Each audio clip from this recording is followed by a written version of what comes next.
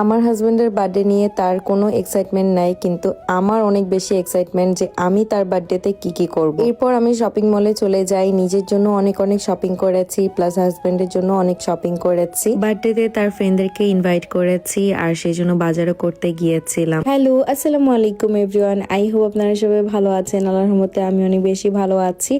শীতের জন্য আসলে ভ্লগ এডিট করতে ইচ্ছে করে না, কিছু করতে ইচ্ছে করে না। বাহিরে বের হয়েছি কফি কেনার জন্য, আমার বাসা কফি শেষ হয়ে গিয়েছিল, তো আমি সকালবেলা উঠি আসলে ব্রেকফাস্টে প্রতিদিন কফিটা খেয়ে থাকি। রাস্তায় হাঁটতে হাঁটতে একজনের বাসায় দেখছিলাম যে কি কমলা ধরেছে, কিন্তু এই কমলা তারা জীবনে পেরে খাবে না। জাপানিজরা আসলে গাছেই ফল দেখতে খুবই পছন্দ করে, এই ফলগুলো একটা সময় পচে অটোমেটিক গাছ থেকে ঝরে পড়ে যাবে। এরপর জাপানিজ এক বৃদ্ধ মহিলাকে দেখতে পাই, সে খুব কষ্ট করে হাঁটছিল, এক হাতে তার ছাতা ছিল, এক হাতে তার গাড়ি ছিল। এই ট্রলিটা দিয়ে তারা কি করে এটা অনেকেই জানার ইচ্ছা, আমারও অনেক কৌতূহল ছিল। এই ট্রলির মধ্যে আসলে তারা বাজারে যায়, তাদের নিজেদের কাজগুলো তারা নিজেরাই করার চেষ্টা করে, বাজার থেকে কোনো জিনিস যেন কষ্ট করে নিতে না হয়, সেই জন্যই আসলে এই গাড়িটা তারা ইউজ করে থাকে। এর মধ্যেই বাসায় এসেছে একটা পার্সেল। আমি আসলে সিনে অনেক কিছু অর্ডার করেছিলাম, তো সেগুলো সব চলে এসেছিল। চলুন আপনাদের সাথে পার্সেল আনবক্সিং করি আমি কি কি অর্ডার করেছিলাম। আমি বেশ কিছু জিনিস অর্ডার করেছি, সেগুলো এসেছে। এইটা একটা ল্যাম্প অর্ডার করেছি, ভেবেছি আমার বেডসাইড টেবিলে রাখবো, খুবই সুন্দর এই ল্যাম্পটা, কিন্তু আমি এটাকে কিভাবে সেট করব এটা চিন্তা করতে করতে আমার প্রায় আধা ঘন্টার মতন লেগে গিয়েছে।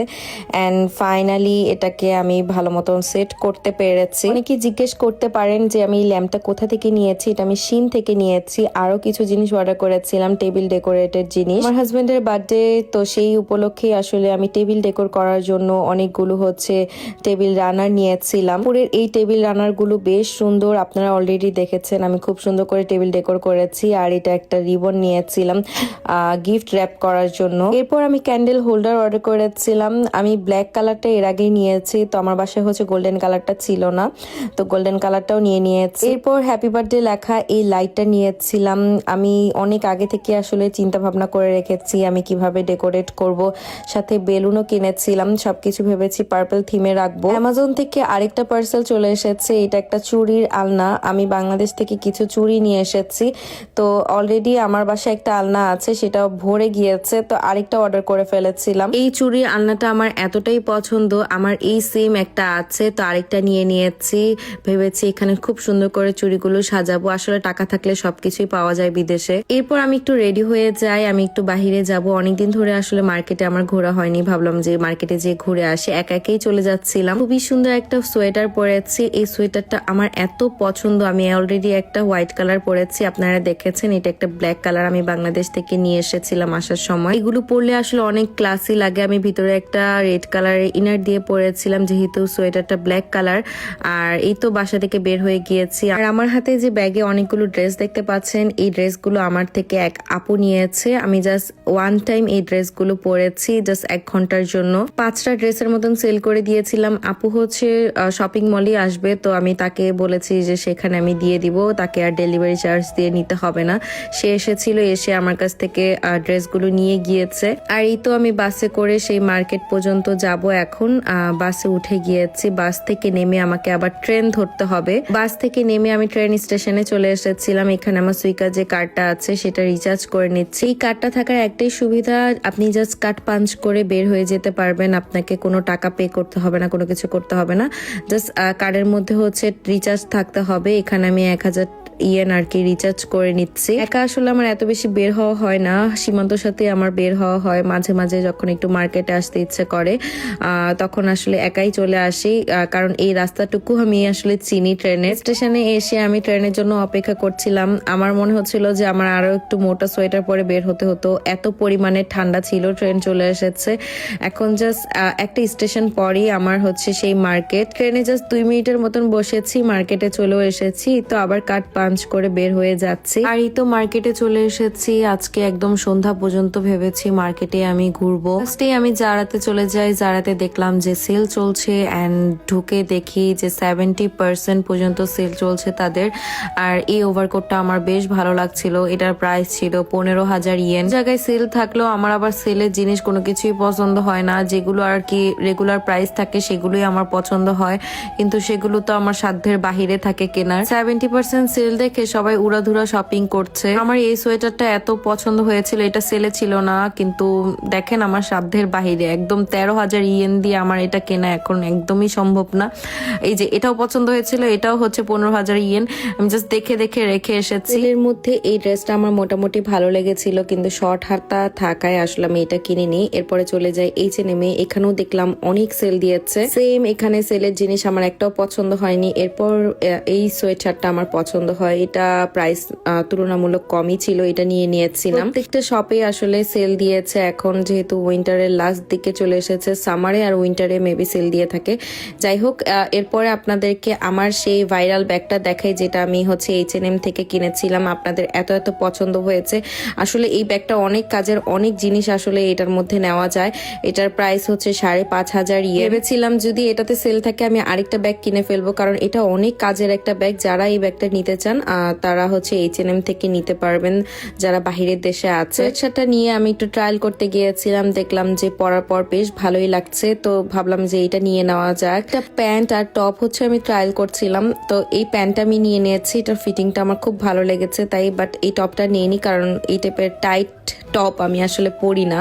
তারপর চলে যাই জিওতে যে আমার এই সোয়েটারটা ভালো লেগেছে, মাত্র 1,000 ইয়েন ছিল, মনে হলো যে অনেক রিজনেবল প্রাইস, তো এটা নিয়ে নিয়েছি। সাথে আমি এই বুট জুতাটা নিয়েছি, এটাও সেলে ছিল। আমার এই টাইপের বুট জুতা আসলে কখনোই পরা হয়নি, আর পরার পর অনেক কমফোর্টেবল ফিল হচ্ছিল। এরপর আমি ব্ল্যাক কালারটা নিয়ে নিয়েছিলাম। কিনতে এসেছিলাম আমি আমার হাজবেন্ডের জন্য, কিন্তু এক ঢালা শপিং করেছি নিজের জন্যই। আমার কাছে ক্যাশ থাকে না, তো সবসময় ক্রেডিট কার্ড দিয়ে আসলে আমার পে করতে হয়। এরপর একটা হোম সেন্টারে ঢুকে গিয়েছিলাম, এখানে ঢুকে আমার একটা জিনিস চোখে পড়লো, এটা একটা সেন্টার টেবিল, কিন্তু দেখেন এটা আপনি আসলে ড্রেসিং টেবিলেরও কাজ করতে পারবেন। এখানে খুব সুন্দর একটা মিরর আছে, সাথে অনেকগুলো ড্রয়ার আছে, এগুলোতে অনেক কিছু রাখা যাবে। আমার কাছে এই সেন্টার টেবিলটা বেশ ভালো লেগেছে। আমার বাসায় যেহেতু এখনো একটা সেন্টার টেবিল কেনা হয়নি, চিন্তা করছি আর কি নিব কিনা।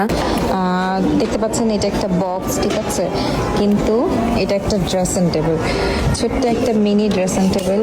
এই যে অ্যান্ড এটা খুলি, এটা জাস্ট আপনাদেরকে একটু ওপেন করে দেখাই। এটার ভিতরেও আসলে অনেকগুলো স্টোর আছে, এখানে বক্স আছে। যাদের পাশে আসলে জায়গা ছোট বা ড্রেসিং টেবিল রাখারও জায়গা নেই, এইটা আসলে কিনতে পারে, ঠিক আছে। এটা কিনলে ইজিলি হচ্ছে জায়গাও হয়ে যাবে, বা এটা হচ্ছে বেড সাইড টেবিল হিসেবে ইউজ করা যাবে যখন আপনি মেকআপ করছেন না। এই যে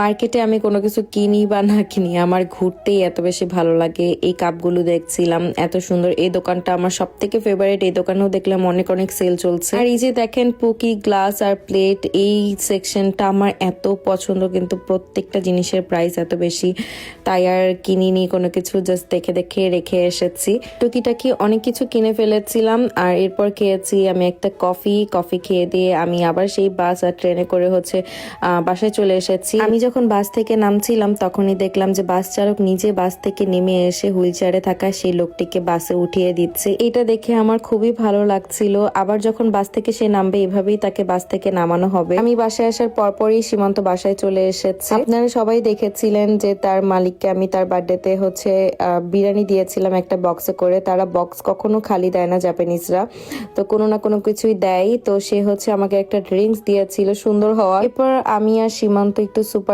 গিয়েছিলাম, সুপারে যে একটু ফ্রুট কিনছিলাম। আমি ফ্রুট খেতে অনেক বেশি পছন্দ করি, বিশেষ করে হচ্ছে স্ট্রবেরি। ভাই জাপানের স্ট্রবেরি এত এত মজা, আর এখন হচ্ছে স্ট্রবেরি সিজন। আর এখানে আরো কিছু ফ্রুটস দেখছিলাম। এখানে সীমান্ত হচ্ছে খাকি ফল নিচ্ছে আর কি, জাপানিজ যে পার্সিমন যেটা আছে। আমি সারাদিন যেহেতু বাসায় থাকি আমার অনেক খেতে ইচ্ছে করে, তো এখানে আমি কিছু কুকিজ নিয়ে নিচ্ছিলাম, সাথে হচ্ছে এখানে একটা ওরিও বিস্কুট নিয়েছি। যখনই টুকিটাকি জিনিস দরকার হয় জাপানিজ এরকম সুপার শপে চলে আসি। বাজার করার পর আমার ননাসের বাসায় গিয়েছিলাম, সেখানে যে সীমান্ত তার ভাইনাকে খুব রাগ উঠিয়েছে। এরপর তার রাগ ঠান্ডা করার জন্য তাকে আইসক্রিম খাওয়াতে কম্বিনিতে নিয়ে আসি আমরা। এন্ড সে এখানে মামাকে কানে ধরে উঠবোস করিয়েছে, দেখেন কি রাগটা না করেছে সে। আমার বেশ ভালোই লাগছিল মামা ভাগিনার এরকম রাগ দেখতে। এটা ছিল এর পরের দিন, বাহিরে বের হয়েছিলাম আবার শপিং এ যাওয়ার জন্য, যেহেতু আমার হাজবেন্ডের বার্থডে সামনেই চলে এসেছে। আবার সেই ট্রেনে করে আমি সেই শপিং মলে যাচ্ছি। জাপানে সবাই এত ব্যস্ত, দেখেন কেউ বই পড়ছে, কেউ ফোন টিপছে। জাপানে 5 মিনিটের সময়ের মূল্য অনেক বেশি। যাই হোক, এরপর আমি শপিং মলে এসে আমার এই শার্টটা পছন্দ হয়ে যায় আমার হাজবেন্ডের জন্য, তারপর এই সোয়েট শার্টটা পছন্দ হয়ে যায়। এগুলো সব নিয়ে নিয়েছি আর জারাতে ঢুকেছিলাম যে এখানে পারফিউম দেখছিলাম যে কোনটা ভালো লাগছে। এরপর এটা ভালো লেগেছে, এই পারফিউমটা নিয়ে নিই। আজকের আউটফিটটা আমার বেশ ভালো লাগছিল। এই হোয়াইট সোয়েটারটা আমি বাংলাদেশে রোড সাইড থেকে কিনেছিলাম, কিন্তু কোনো দিক থেকেই মনে হচ্ছে না, তাই না? মার্কেট করার পর সীমান্ত হচ্ছে আমাকে মার্কেটে নিতে এসেছে, তারপরে দুইজনে মিলে বাজার করতে এসেছি।